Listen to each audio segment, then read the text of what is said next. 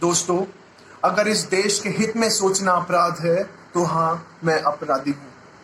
अगर इस राष्ट्र की, इस देश की शिक्षा प्रणाली के बारे में सोचना अपराध है तो हाँ, मैं अपराधी हूँ। और अगर इस देश के युवा को प्रगति के पथ पर अग्रसर करना अपराध है तो हाँ, मैं अपराधी हूँ। और इस संदर्भ में कुछ पंक्तियां याद आती हैं।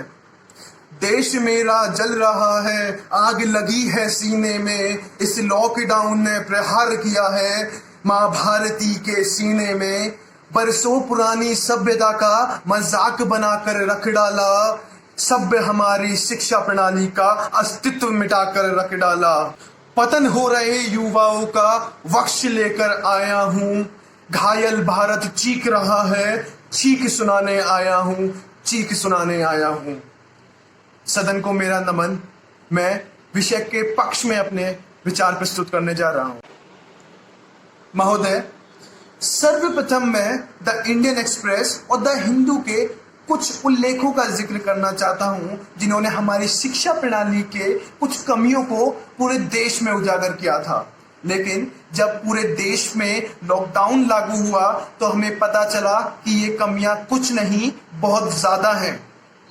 जैसे कि हमें ज्ञात है कि पूरे देश भर में 800 से ज्यादा कॉलेज और विश्वविद्यालयों की परीक्षाएं अभी भी स्थगित है। दूसरी ओर यदि बात करें ICSE, CBSE, RBSE, UP board and Bihar board और भी बहुत सारे बोर्डों की परीक्षाएं इस लॉकडाउन के तहत स्थगित कर दी गई हैं। अंतिम में बात करें तो UPSC, CLAT, IIT, CAT, CLAT, इनकी भी परीक्षाएं कुछ महीनों और कुछ हफ्तों के लिए स्थगित कर दी गई हैं।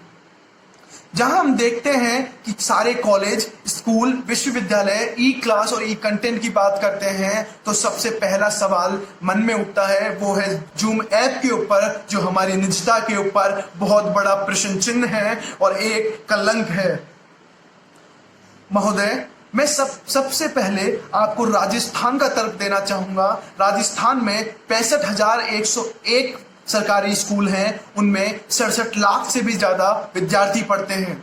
और यदि बात करें अलवर, डूंगरपुर, नागौर, भरतपुर, बांसवाड़ा, इन क्षेत्रों की, तो यहाँ भी अभी भी 60% विद्यार्थी ऐसे हैं जो radio, TV, internet connection, mobile से अभी भी वंचित हैं।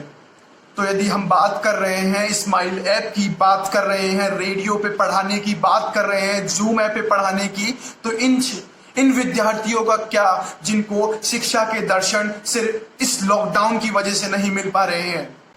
जैसे कि गांधी जी ने कहा था कि एक राष्ट्र गांवों से चलता है, तो हमें यह बता दीजिए कि जब गांवों के बच्चे ही ई क्लास और ई कंटेंट से वंचित हैं तो कहां तक कहना जायज है कि हमारी शिक्षा प्रणाली बहुत ही अच्छे तरीके से चल रही है।